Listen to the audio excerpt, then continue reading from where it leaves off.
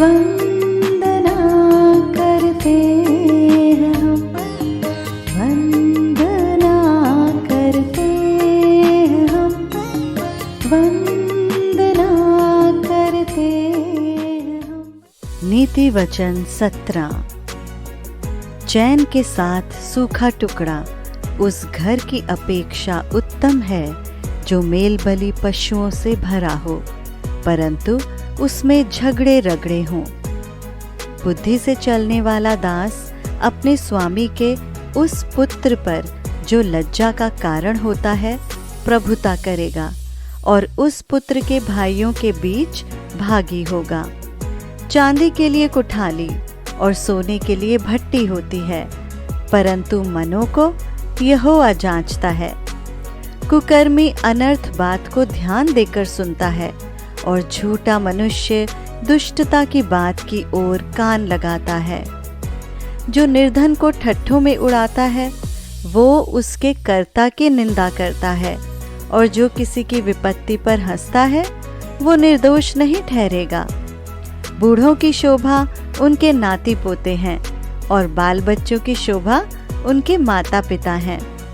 मूढ़ के मुख से उत्तम बात फबती नहीं, और इससे अधिक प्रधान के मुख से झूठी बात नहीं फबती। देने वाले के हाथ में घूस मोह लेने वाले मणि का काम देता है। ऐसा पुरुष जिधर फिरता उधर ही उसका काम सफल होता है। जो दूसरे के अपराध को ढांप देता वो प्रेम का खोजी ठहरता है, परंतु जो बात की चर्चा बार बार करता है वो परम मित्रों में भी फूट करा देता है।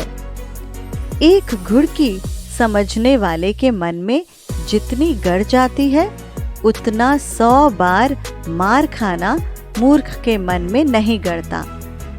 बुरा मनुष्य दंगे ही का यत्न करता है, इसलिए उसके पास क्रूर दूत भेजा जाएगा। बच्चा छीनी हुई रीछनी से मिलना तो भला है, परंतु मूढ़ता में डूबे हुए मूर्ख से मिलना भला नहीं। जो कोई भलाई के बदले में बुराई करे उसके घर से बुराई दूर न होगी। झगड़े का आरंभ बांध के छेद के समान है। झगड़ा बढ़ने से पहले उसको छोड़ देना उचित है। जो दोषी को निर्दोष और जो निर्दोष को दोषी ठहराता है उन दोनों से यहोवा घृणा करता है। बुद्धि मोल लेने के लिए मूर्ख अपने हाथ में दाम क्यों लिए है? वो उसे चाहता ही नहीं। मित्र सब समयों में प्रेम रखता है और विपत्ति के दिन भाई बन जाता है। निर्बुद्धि मनुष्य हाथ पर हाथ मारता है और अपने पड़ोसी के सामने उत्तरदायी होता है। जो झगड़े रगड़े से प्रीति रखता वो अपराध करने से भी प्रीति रखता है, और जो अपने फाटक को बड़ा करता वो अपने विनाश के लिए यत्न करता है। जो मन का टेढ़ा है उसका कल्याण नहीं होता, और उलट फेर की बात करने वाला विपत्ति में पड़ता है। जो मूर्ख को जन्म देता है वो उससे दुख ही पाता है, और मूढ़ के पिता को आनंद नहीं होता। मन का आनंद अच्छी औषधि है, परंतु मन के टूटने से हड्डियां सूख जाती हैं। दुष्ट जन न्याय बिगाड़ने के लिए अपनी गांठ से घूस निकालता है।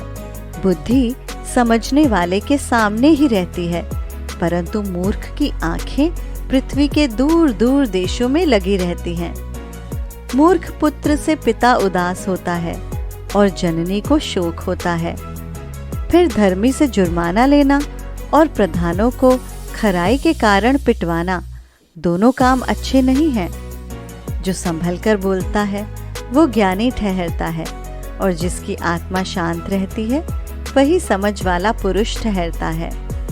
मूढ़ भी जब चुप रहता है तब बुद्धिमान गिना जाता है, और जो अपना मुंह बंद रखता वो समझ वाला गिना जाता है। परमेश्वर के पढ़े जाने पर आशीष हो। आमीन।